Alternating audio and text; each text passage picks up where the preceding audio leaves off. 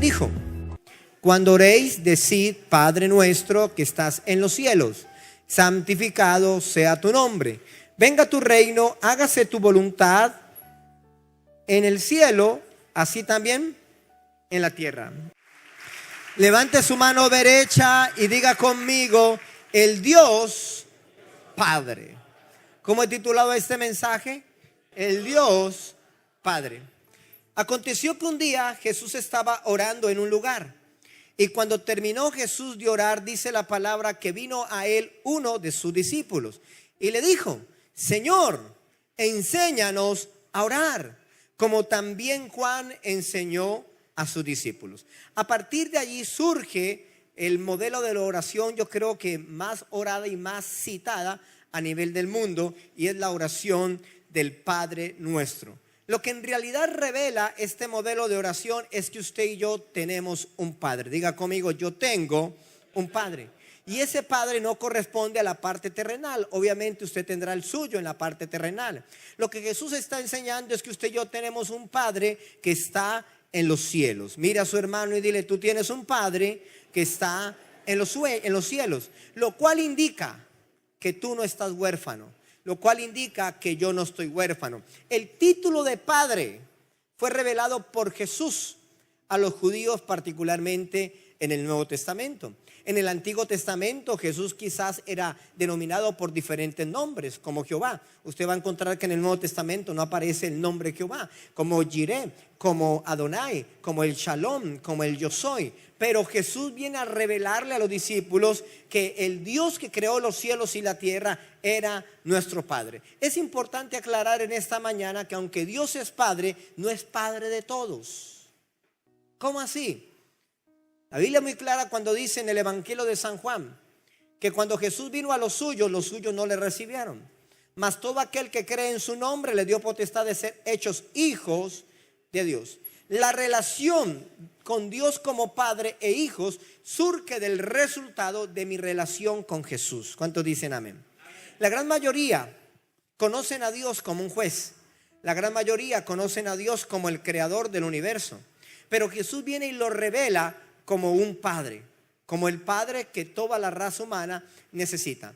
Desde muy joven Jesús entendió esa revelación.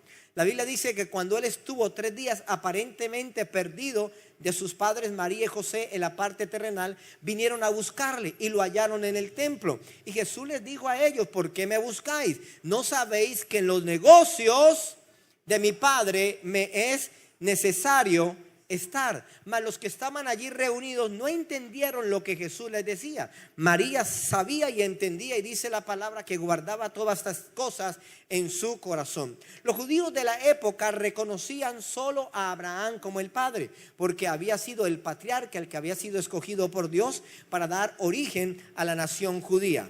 Pero entonces cuando ellos escuchan de Jesús que él tiene una relación directa con Dios y lo llama Padre, y él se autodenomina el Hijo de Dios, consideraron que Jesús blasfemaba, e incluso en una oportunidad dice la palabra que procuraban matarle, no simplemente porque quebrantaba el día de reposo, sino porque también Jesús decía que Dios era su propio Padre, haciéndose igual a Dios.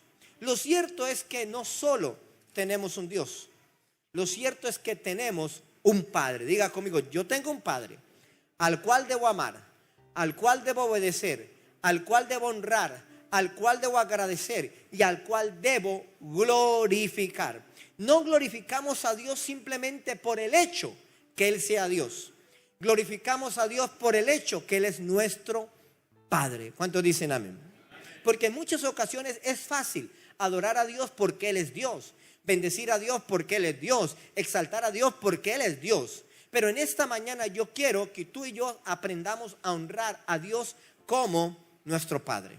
¿Cuántos dicen amén? Por eso en la oración que Jesús le enseñó a los discípulos dijo: deben comenzar diciendo: Padre nuestro que está en los cielos. Entonces ellos aprendieron este modelo de oración. Quiero enseñarle entonces 5 aspectos de Dios como Padre. Dios como Padre, punto número 1, diga conmigo: me ama. Dios como Padre, ¿qué? En la primera carta de Juan, capítulo 3, verso 1, dice la palabra: mirad cuál amor nos ha dado el Padre para que tú y yo seamos llamados hijos de Dios. Hijos de Dios. Por esto el mundo no nos conoce, porque no le conoció a Él. Sé que para muchos este primer punto no es muy diciente, porque todos al final saben que Dios les ama. Lo que muchos quizás no saben o desconocen o no pueden reconocer es que todos los seres humanos al comienzo de nuestra vida hemos sido faltantes de amor. Desde la cuna hasta la tumba, dice un dicho por allí, todos necesitamos amor. Si hay alguna persona que me diga en esta mañana: pastor, yo no necesito amor, lastimosamente tendríamos que llamarle mentiroso, porque todos sin distinción alguna necesitamos sentirnos amados, necesitamos amar. El hijo espera que su padre le ame, el padre espera que su hijo le ame, el esposo espera que su mujer le ame, la esposa espera que también su esposo le ame. Entonces todos necesitamos sentirnos amados. En la juventud está en la búsqueda del amor. Por eso muchos tienen amistades, otros tienen relaciones sentimentales y emocionales, porque quieren sentirse amados y porque quieren experimentar obviamente la bendición del amor. De la misma manera nuestro Dios Padre busca que sus hijos le amen. Por eso uno de los grandes mandamientos enseñados por Jesús es literalmente el siguiente: amar a Dios con todas tus fuerzas, con toda tu mente y con todo tu corazón. Y lo establece como un mandamiento. También los hijos buscamos el amor de Dios. Yo sé que hay gente que dirá: pastor, pero yo no sé amar porque no me enseñaron a amar, por lo tanto no puedo amar. ¿Y sabe cuál es la razón por la cual usted no puede amar o quizás no sabe amar? Es muy sencilla. La razón es porque quizás no ha conocido a Dios. Porque la primera carta del apóstol San Juan, en el capítulo 4, en el verso número 8, dice que el que no ama no ha conocido a Dios, por la sencilla razón de que Dios es amor. Diga conmigo: Dios es amor. Dios no tiene amor, Dios no contiene amor. El amor de Dios no es consecuencia de su carácter, sino resultado de su naturaleza. Dios como Padre no me ama solo por el hecho que se sienta obligado a amarme. Dios como Padre me ama porque su naturaleza lo lleva a amarnos. ¿Cuántos dicen amén? Porque la Biblia no dice que Dios tiene amor, la Biblia dice Dios es amor. Y su amor fue demostrado. Yo quiero enseñarle en esta mañana cuál fue la máxima expresión del amor de Dios. La máxima expresión del amor de Dios fue enviar a su Hijo Jesús. Eso dice la palabra de Dios. Sé que en las relaciones sentimentales, en las relaciones amorosas, la gente anda buscando expresiones de amor. Demuéstrame cuánto me amas, demuéstrame cuánto me quieres. Nuestros hijos están buscando obviamente algún hecho que demuestre que sus padres les ama. Y dice la palabra que Dios demostró su amor para con nosotros. En la primera carta de Juan, capítulo 4, verso 9 y verso 10 dice: y en esto se mostró el amor de Dios para con nosotros, en que Dios envió a su Hijo, el unigénito, al mundo, para que vivamos por Él. Y en esto consiste el amor de Dios, que envió a su Hijo. La gente siempre se pregunta: ¿cómo es que Dios me ama? Muy sencillo. El amor de Dios consiste en que envió a su Hijo a morir por todos nuestros pecados, a entregar su vida. Dice la palabra que se despojó de toda su gloria, se despojó de toda su riqueza. Dice la palabra que se hizo pobre siendo rico, para que usted y yo por medio de su pobreza fuésemos enriquecidos. ¿Cuántos dicen amén? Esa es la manera en la cual el Señor, nuestro Padre Celestial, manifestó su amor. Por eso vuelvo y le repito, en esta hora Jesús es la máxima expresión del amor de Dios Padre, sobre todo sus hijos, porque Dios sabe amar. Dios como Padre nos ama. Y si usted empieza a comparar cada característica de Dios, pues sin duda alguna puede ser aplicada en nuestras relaciones familiares. Como padres amamos a nuestros hijos. Como padres entonces debemos entender que incluso estaremos dispuestos a demostrar y a mostrar las grandes manifestaciones y expresiones de amor sobre ellos. Pero hay una segunda característica Y es que Dios como Padre es un proveedor. Diga conmigo, Dios como Padre es un proveedor. En el Evangelio de San Lucas capítulo 7, el verso número 11 dice la palabra del Señor de la siguiente manera. Dice así: pues si vosotros, siendo malos, sabéis dar buenas dádivas a vuestros hijos, ¿cuánto más vuestro Padre que está en los cielos dará buenas cosas a los que le pidan? Oiga, Jesús está diciendo que aún nosotros, no siendo tan correctos, aún la Biblia es más contundente, siendo malos, sabemos dar buenas cosas o buenas dádivas, buenos detalles, buenos regalos a nuestros hijos. Él pregunta, piensa por un momento, ¿cuánto más nuestro Padre Celestial, que Él es bueno, que está en los cielos, podrá dar buenas cosas a aquellos que le pidan? Mira, iglesia, en la Biblia encontramos no menos de 170 versículos que me enseñan que Dios es proveedor por naturaleza y que Dios es proveedor por excelencia. Por eso el apóstol está claro cuando dice que mi Dios pues suplirá todo lo que os falta conforme a sus riquezas en gloria en Cristo Jesús. Mira, iglesia, lo que debe entender y debemos todos entender esta mañana es que cuando hablamos acerca de la provisión de Dios, no podemos simplemente enfocarnos a la parte material o a los asuntos materiales o a los asuntos económicos, sino que incluso tenemos que incluir los asuntos espirituales. La Biblia dice que un día los discípulos se alarmaron, se preocuparon cuando Jesús les anunció acerca de su partida. Y ellos sintieron que iban a quedar huérfanos. Sin embargo, Él les dijo, no se preocupen. Es necesario que yo me vaya para que venga el otro. Rogar al Padre para que el Padre envíe al Consolador. Es decir, hay una provisión espiritual. Hay una provisión espiritual. Pero también podemos pedirle al Señor provisiones materiales. Jesús le enseñó a los discípulos, todo lo que pidáis al Padre en mi nombre, Él lo daría. Dios sabe, Dios conoce cuáles son tus deseos. Dios sabe, Dios conoce cuáles son tus peticiones. Dios sabe incluso cuáles son tus necesidades. En los evangelios también se registra la siguiente frase: porque vuestro Padre sabe de qué cosas tenéis necesidad antes de que ustedes se lo pidan.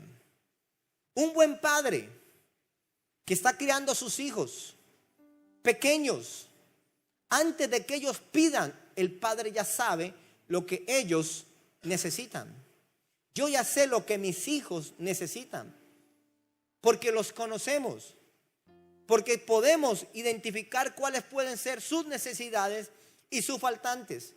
Lo bueno de nuestro Padre Celestial es que no solamente se enfoca en lo que corresponde a la parte económica o material, sino que incluso Él puede identificar cuáles son tus vacíos en el área espiritual. Por eso envió al Espíritu Santo. Por eso está obviamente en medio nuestro, para guiarnos, pero también dice la palabra para enseñarnos y recordarnos todas las cosas del Padre. Mira, iglesia, Dios como Padre nunca te va a entregar algo que te va a hacer daño. Todo lo contrario, siempre estará dispuesto a proveerte, siempre estará dispuesto a suplirte. El apóstol Pablo dice que poderoso es Dios, que hace abundar mucho más las cosas, más allá de las cosas que usted y yo entendemos o pedimos, según el poder que actúa en nosotros. Cuando nosotros entendemos de que Dios es proveedor, entonces usted debe entender que todos los días incluso debe que invocar su provisión. Por ejemplo, en la oración del Padre Nuestro, hay un pasaje o hay un texto que dice: el pan nuestro de cada día, dándolo todos los hijos. Diga conmigo, todos los hijos tenemos diaria garantizada nuestra provisión. Diariamente nuestra provisión está garantizada. Pero lo que me llama la atención, que aunque usted ya tenga garantizada la provisión, todos los días tenemos que pedírsela al Señor. Ya nuestra, ya nos pertenece. Pero Dios está esperando que tú y yo tengamos una relación personal a través de la oración. Si usted se levanta el día de hoy y me dice: pastor, hoy me faltó la provisión, tendré que decirte cuál es la razón por la cual te faltó la provisión. Y la razón por la cual te faltó la provisión quizás es porque te faltó la oración. Diga conmigo, si hoy me faltó la provisión, fue porque me faltó la oración. Jesús le enseñó a los discípulos a orar y a pedir. Aunque Dios ya sabe lo que tú necesitas, está esperando que tú se lo digas. También Jesús le enseñó a los discípulos que no se afanaran, que no se preocuparan por los asuntos terrenales, por qué habían de comer, qué habían de vestir, qué habían de beber. Más adelante Jesús les enseña en el Evangelio de Mateo capítulo 6 y le dice, no es más, escuchen muy bien, no es más la vida que el alimento, no es más el cuerpo que el vestido. Y les dijo, contemplen las aves de los cielos, que no siembran, que tampoco siegan, y sin embargo recogen y cosechan.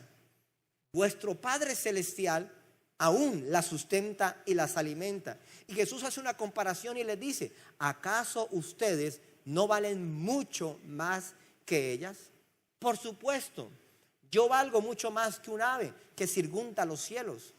Por supuesto, yo valgo mucho más que un lirio que florece en el campo. Y si Dios sustenta al ave del cielo, si Dios provee al lirio del campo, ¿cuánto más no te va a proveer a ti? La Biblia dice que si el Señor es tu pastor, nada te faltará. ¿Cuántos dicen amén? Dele ese fuerte aplauso al Rey. Si el Señor es tu pastor, Dios te proveerá, Dios te suplirá. Él es el Señor Jireh. Nada te faltará. ¿Cuántos dicen amén? ¿Por qué? Porque Él es un buen padre. Diga conmigo, Él es un buen padre. Punto número 3. Dios como padre protege. Diga conmigo, Dios como padre, ¿qué? Protege. Primera carta de Juan, capítulo 5, 18, dice la palabra del Señor lo siguiente. Sabemos que todo aquel que ha nacido de Dios no practica el pecado. Yo quisiera preguntar, ¿cuántos de los que están aquí han nacido de Dios?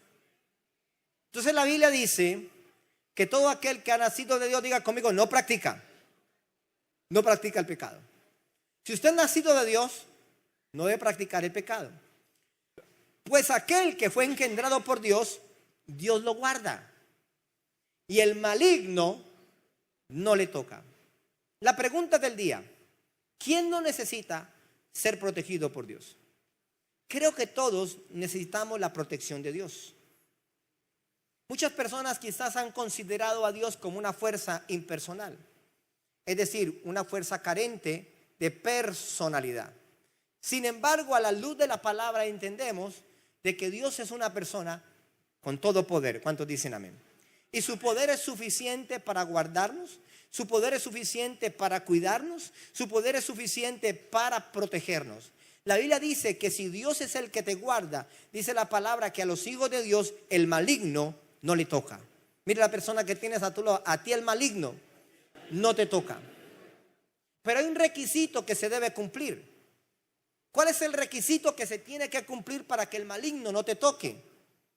No practicar pecado. Porque si hay algo que nos separa de mi relación con Dios, se llama pecado.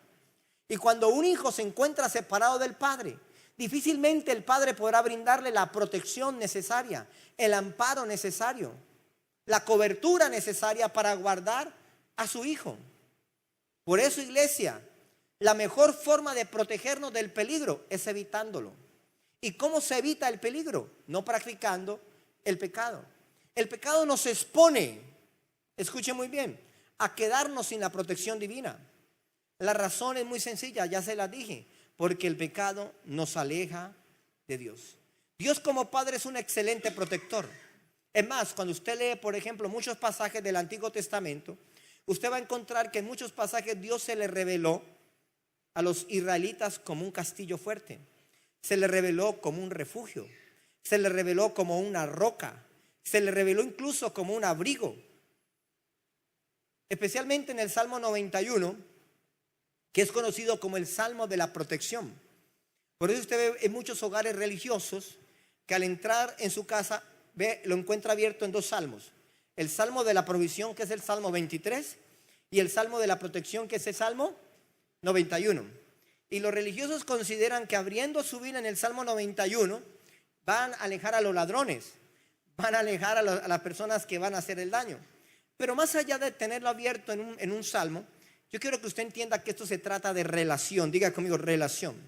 Mira, el Salmo 91 comienza diciendo de la siguiente manera: el que habita al abrigo del Altísimo morará bajo la sombra del Omnipotente. Me llama mucho la atención, porque en muchas ocasiones la gente pide la protección de Dios, pero se le olvida que para obtener la protección y el cuidado de Dios tenemos que habitar con Dios. ¿Cuántos dicen amén? ¿Cuál es el problema? Es que muchas personas lastimosamente quieren invocar a un Dios guachimán, quieren invocar a un Dios bombero, quieren invocar a un Dios ambulancia, quieren invocar a un Dios superhéroe, que ante cualquier circunstancia simplemente clamar y allí está. Pero se nos ha olvidado un principio, y es estar bajo la cobertura de un padre, estar bajo el cuidado de un padre y estar bajo la sujeción hacia ese padre. Por eso el Salmo 91 comienza diciendo este requisito importante: el que habita, diga conmigo, habita. Hay que habitar, hay que morar al abrigo del Altísimo. Entonces la sombra del Omnipotente, de aquel que todo lo puede, le cubrirá. Más adelante entonces encontramos los beneficios del Salmo 91, donde me muestra cómo Dios es protector. Entonces dice la Biblia: y Dios Padre te librará del lazo del cazador. Dios Padre te librará de la peste destructora. Con sus plumas te cubrirá y debajo de sus alas te sentirás seguro. ¿Sabe qué significa esto, iglesia? Que son múltiples las amenazas que tenemos todos los hijos de Dios. Tenemos un adversario que se llama diablo. Tenemos un enemigo que se llama el mundo. Tenemos otro enemigo que se llama nuestra propia concupiscencia o nuestra propia carne. En el mundo hay pestes, en el mundo hay maldad, en el mundo hay brujería, en el mundo hay envidias, en el mundo hay hechicerías, en el mundo hay trampas, en el mundo hay peligros por doquier. Pero sabe, la buena noticia es que de todas ellas el Señor te librará. ¿Cuántos dicen amén? Porque Él es un Padre protector, porque Él es un Padre que te guarda y te cuida. No podemos ser quitados del mundo y tampoco podemos ser puestos en una burbuja. En la oración que hace Jesús en San Juan capítulo 17 al Padre respecto a sus discípulos, Jesús le dice al Padre: Padre, no te ruego que los quites del mundo, pero sí te pido un favor, que los guardes del mal. Porque Jesús sabía que el Padre podía guardarlos del mal. Jesús sabía que Él tiene el poder como Padre de protegernos y guardarnos. La Biblia dice que el ángel de Jehová acampa alrededor de aquellos que le temen y los defienden. ¿Sabía usted, iglesia, que Dios ha puesto un ángel que te guarda? Dios ha puesto un ángel que te cuida. El ángel del Señor te protege. Hay muchos textos de protección de Dios como Padre. ¿Qué padre, vuelvo y repito, no daría incluso su propia vida por sus hijos? Iglesia, el Salmo 121, versos 7 al 8 dice la palabra: que el Señor te guardará de todo mal, que el Señor guardará tu alma, que el Señor guardará tu salida y guardará tu entrada desde ahora y para siempre. ¿Cuántos dicen amén? Diga conmigo: el Dios de los cielos me guardará. La Biblia dice que el Señor no dará tu pie al resbaladero, ni se dormirá el que te guarda. No dormirá el que guarda a Israel. Jehová es su guardador, Jehová es su protector, Jehová es tu sombra a tu mano derecha. ¿Cuántos dicen amén? Dios como Padre te protege. Dios como Padre te cuida. En los primeros dos puntos, Dios como Padre te ama. Dios como Padre obviamente está dispuesto a protegerte, está dispuesto a proveerte. Punto número 4. Dios como Padre, no sé si le va a gustar este punto, pero es necesario. Dios como Padre te disciplina. La Biblia dice que ninguna disciplina es causa de gozo. Ningún hijo se pone contento cuando su padre o su madre paterna, física, terrenal le dice: te voy a disciplinar. A nadie le gustó la disciplina. Levante la mano el que diga: pastor, yo me ponía contento cuando me iban a disciplinar. Nadie. No nos gusta la disciplina.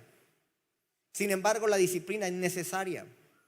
El apóstol Pablo, digo el apóstol Pablo porque yo creo que el apóstol Pablo escribió la carta a los hebreos. Dice en los Hebreos capítulo 12, verso 6 de la siguiente manera: Porque el Señor al que ama, disciplina y azota a todo aquel que recibe. ¿Por qué? Mire, esta es una de las cosas que más se nos dificulta entender. El tema de la disciplina de Dios. Y yo quiero enseñarle algo el día de hoy. La disciplina de Dios no puede ser vista como un castigo. De la misma manera, la disciplina al interior de las relaciones familiares, paternales o maternales con nuestros hijos, no puede ser vista como un castigo. La disciplina tiene que ser vista como corrección. Diga conmigo, corrección. Tiene que ser vista como corrección. Diga conmigo, la verdadera disciplina no castiga. Ella enseña y corrige. La gran mayoría de los que estamos aquí no fuimos disciplinados, sino que fuimos castigados. Nos tocó el rejo. Nos tocó incluso soportar en algún momento la violencia intrafamiliar. Y creíamos de que obviamente eso era disciplina y en realidad era castigo.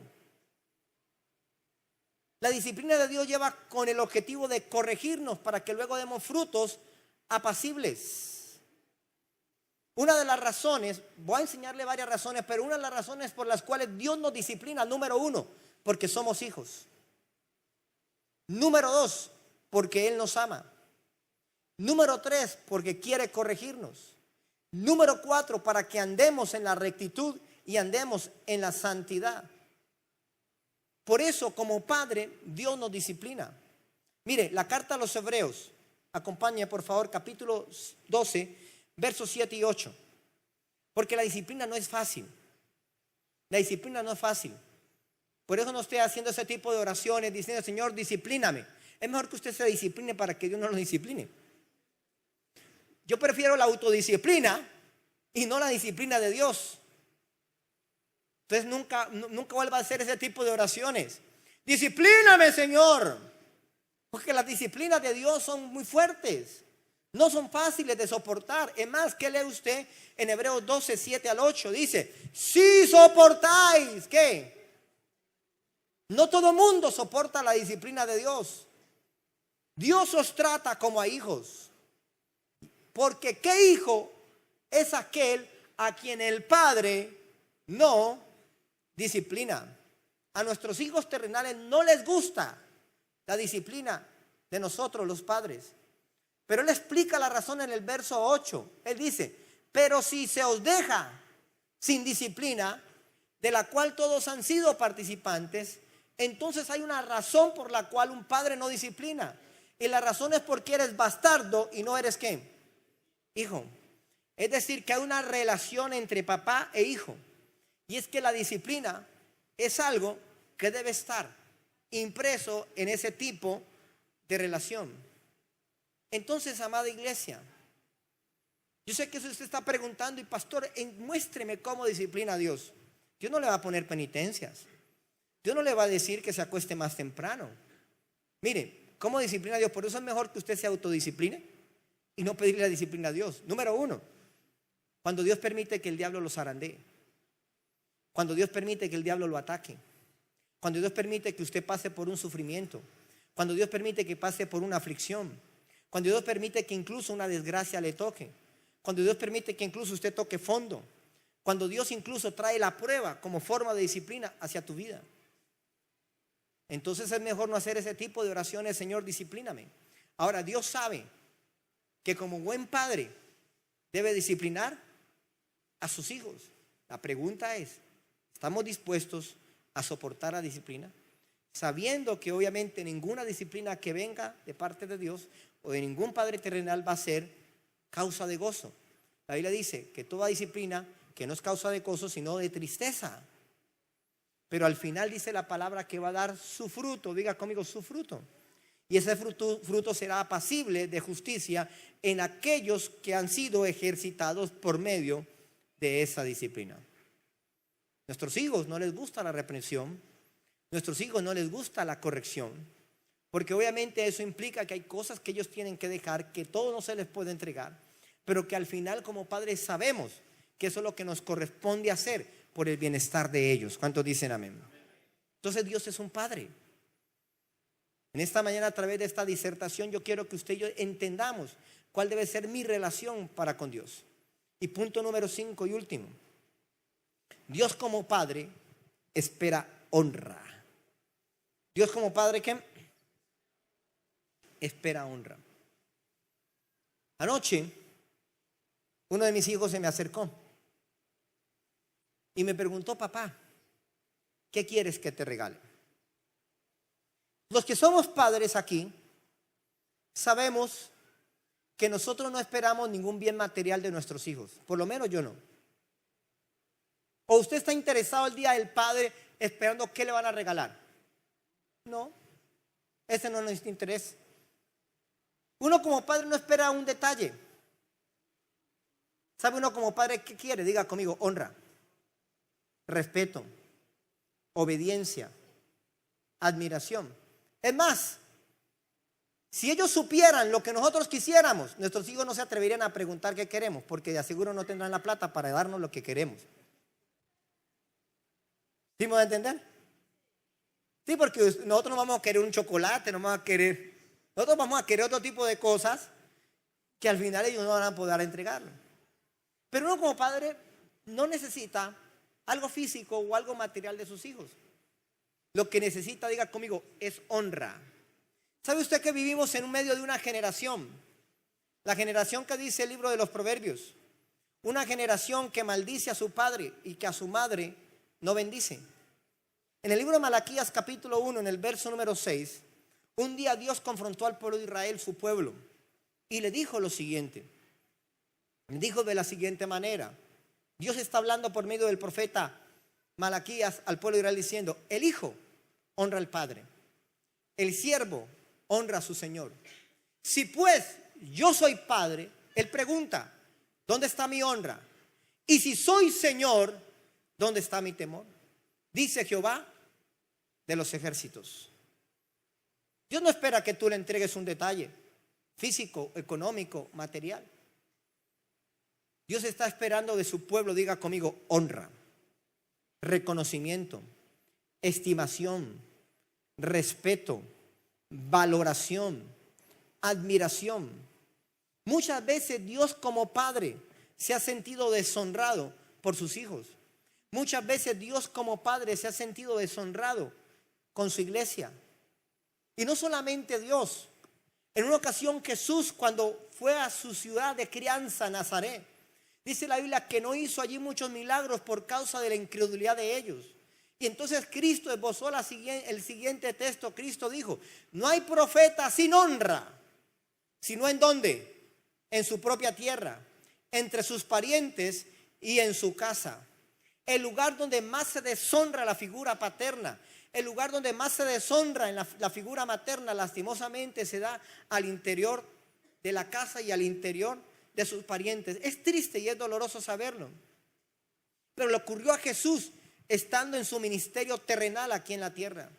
Le ocurrió a Dios. Llegó un momento que el pueblo de Israel no le honraba, no le reconocía como padre, no le aceptaba como su Señor. Y él preguntó: ¿dónde está mi honra? ¿Dónde está mi honor?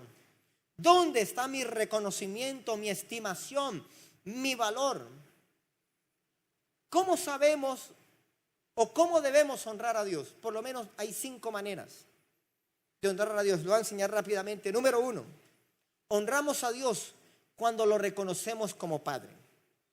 Es muy diferente que tú reconozcas a Dios, como el creador, como el proveedor, como el sanador. Porque muchas personas solamente reconocen a Dios como el sanador cuando están enfermos, como el proveedor cuando tienen dificultades económicas, como Dios, como el soberano cuando tienen problemas. Pero reconocer a Dios como Padre. Punto número 2, honramos a Dios cuando le servimos. La gente que está hoy en día sirviendo está honrando a Dios. Jesús dijo en alguna ocasión: si alguno me sirviere, mi Padre le honrará. Y la Biblia dice que Dios honra a quienes le honran. Para que tú seas honrado por Dios, significa que Dios está siendo honrado por ti. El Padre se está sintiendo honrado. a través del servicio, el padre se siente honrado. Cuando un hijo hace los quehaceres de la casa, cuando un hijo se esfuerza por preocuparse de las cosas comunes y corrientes de un hogar, los padres nos sentimos honrados por el servicio. Cuando un hijo toma un tiempo y prepara una limonada, un jugo de naranja, trae una galleta sin que alguien se lo pida de la casa, su papá o mamá, lo están honrando, le están reconociendo, le están sirviendo. Lo mismo ocurre con papá Dios. Tercero, honramos a Dios cuando vivimos en santidad. Hay pastores, son necesarios, claro. El apóstol Pablo dijo en alguna ocasión: si alguno se limpia de estas cosas, serán instrumentos para honra. Es decir, que hay muchos cristianos que son instrumentos de deshonra, y otros pueden ser instrumentos, o podemos ser instrumentos para honra. La pregunta es: ¿eres instrumento de honra o soy instrumento de deshonra? Punto número 4. Honramos a Dios cuando le alabamos, cuando le adoramos. La Biblia dice que el que sacrifica alabanza honrará al Señor. Eso dice el Salmo 50 en el verso número 23. El que sacrifica alabanza honrará a Dios. Y punto número 5. Honramos al Señor a través de nuestros bienes. Proverbios capítulo 3 verso 9 dice la palabra del Señor: honra al Señor con tus bienes y con las primicias de todos tus frutos. Honramos al Señor cuando traemos nuestras ofrendas. Honramos al Señor cuando pagamos nuestros diezmos. Honramos al Señor cuando ofrecemos nuestras primicias. Honramos al Señor cuando colocamos un bien a su servicio. Honramos al Señor cuando una casa se abre para que se predique la palabra de Dios. Honramos al Señor cuando usted dispone un vehículo para el servicio de Dios. Honramos al Señor cuando decimos: Señor, este negocio es tuyo, simplemente soy un administrador tuyo. Toda mi economía es administrada por ti. ¿Cuántos dicen amén? De esa manera honramos al Señor. Me encontré una linda frase, no sé quién la escribió, pero yo creo que es muy interesante que usted la escuche en esta mañana. Honra a Dios como nunca lo has hecho y verás bendiciones como nunca has visto. ¿Cuántos dicen amén? Denle ese fuerte aplauso al Rey.